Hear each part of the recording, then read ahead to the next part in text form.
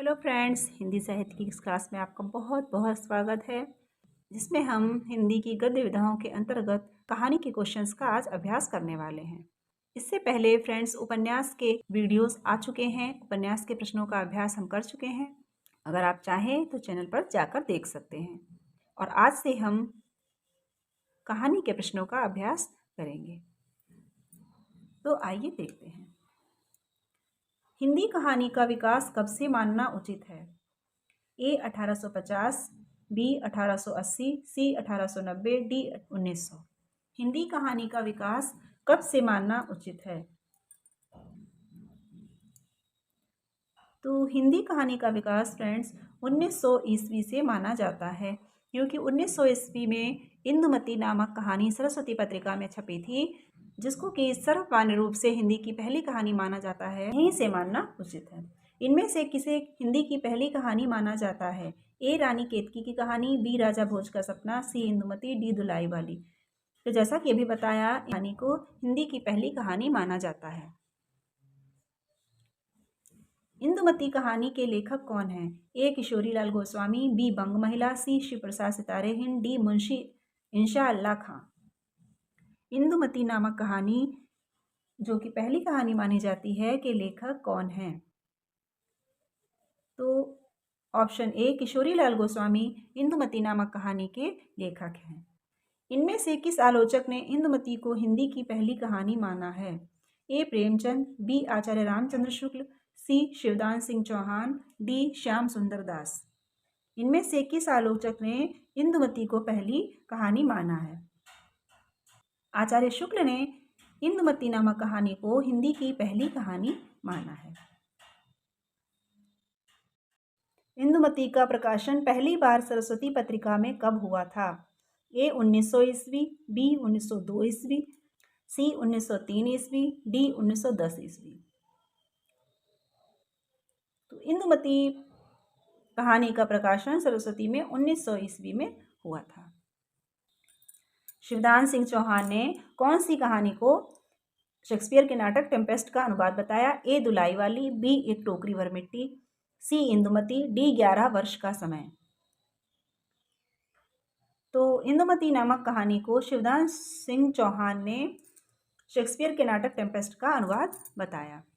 11 वर्ष का समय कहानी के लेखक कौन थे? ए शिवदान सिंह चौहान, बी आचार्य रामचंद्र शुक्ल, सी प्रेमचंद, डी किशोरीलाल गोस्वामी। 11 वर्ष का समय कहानी के लेखक कौन थे? तो 11 वर्ष का समय नामक कहानी आचार्य शुक्ल द्वारा लिखी थी और इसका प्रकाशन 1903 ईस्वी माना जाता है। प्लेग की चुड़ैल कहानी के लेखक कौन हैं? ए माधव प्रसाद सप्रे, बी विशंभरनाथ कौशिक, सी लाला भगवान दीन, डी वृंदावन लाल वर्मा। प्लेग की चुड़ैल कहानी के लेखक भगवान दास हैं, जबकि इसमें भगवान दीन दिया हुआ है। राधिका रमण प्रसाद सिंह की कहानी कानों में कंगना किस पत्रिका में प्रकाशित हुई थी? ए सरस्वती, बी इंदु, सी मर्यादा, डी हंस। तो राधिका रमण प्रसाद सिंह की कहानी कानों में कंगना इंदु पत्रिका में प्रकाशित हुई थी और ये 1913 ईस्वी में प्रकाशित हुई थी। प्रसाद जी की कहानियां किस पत्रिका में छपती थीं? ए सरस्वती, बी मर्यादा, सी इंदु, डी प्रताप। प्रसाद जी की कहानियां किस पत्रिका में छपती थीं? तो प्रसाद जी की कहानियां इंदु नामक पत्रिका में छपती थी। रक्षाबंधन कहानी के रचयिता कहानीकार थे।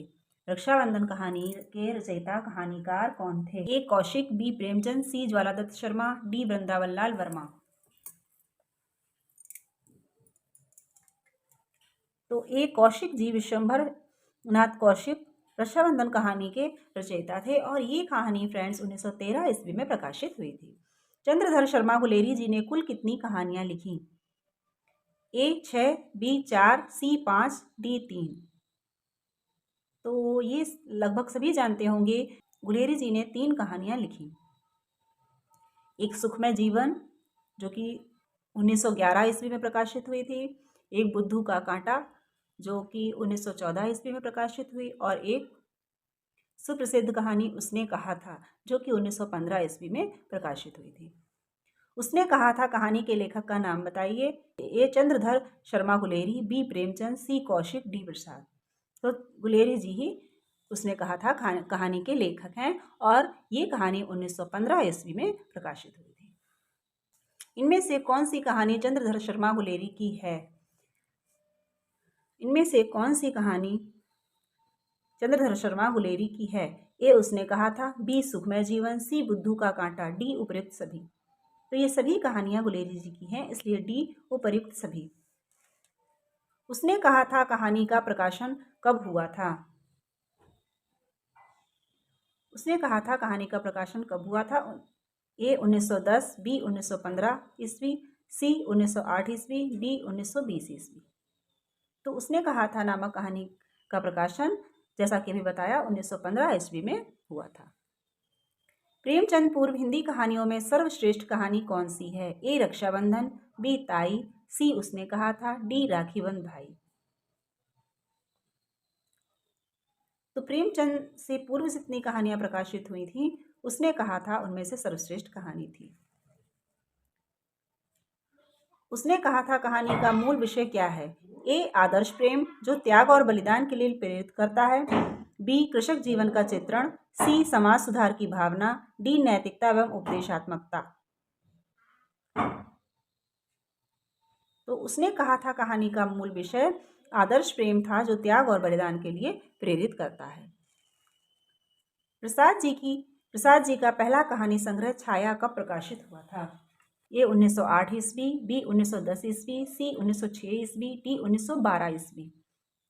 तो प्रसाद जी का पहला कहानी संग्रह 1912 ईस्वी में प्रकाशित हुआ था छाया नाम से। हिंदी का कौन सा कहानीकार नवाब राय के नाम से उर्दू में लिखता था? ए प्रेमचंद, बी प्रसाद, सी ज्वालादत्त शर्मा, डी कौशिक। हिंदी का कौन सा कहानीकार नवाब राय के नाम से उर्दू में लिखता था? तो ये आप सभी जानते होंगे प्रेमचंद जी नवाब राय नाम से लिखते थे। प्रेमचंद का कौन सा कहानी संग्रह अंग्रेज सरकार ने जब्त कर लिया था? ए सोजे वतन, बी प्रेम पचीसी, सी प्रेम द्वादशी, डी कोई नहीं। तो सोजे वतन जो कि 1908 ईस्वी में प्रकाशित हुआ था अंग्रेज सरकार द्वारा जब्त कर लिया गया था। प्रेमचंद की पहली हिंदी कहानी का क्या नाम था? प्रेमचंद की पहली हिंदी कहानी का क्या नाम था? ए बूढ़ी काकी, बी मंत्र, सी पंच परमेश्वर, डी ठाकुर का कुआं।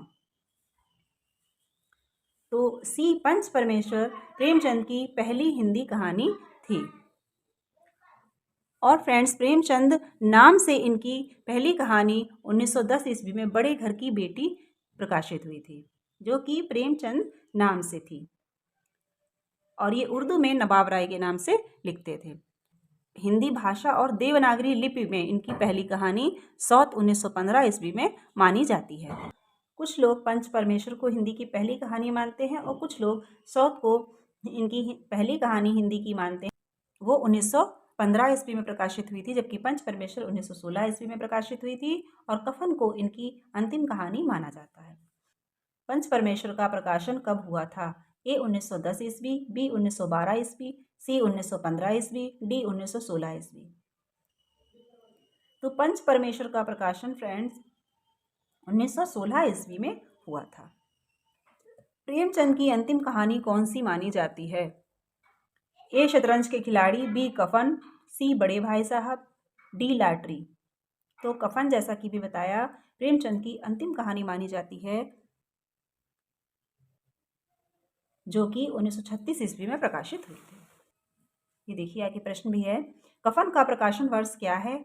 1930, 32, 1935 और 36। जब तो कफन का प्रकाशन वर्ष 1936 ईस्वी है, इसीलिए ये इनकी अंतिम कहानी मानी जाती है।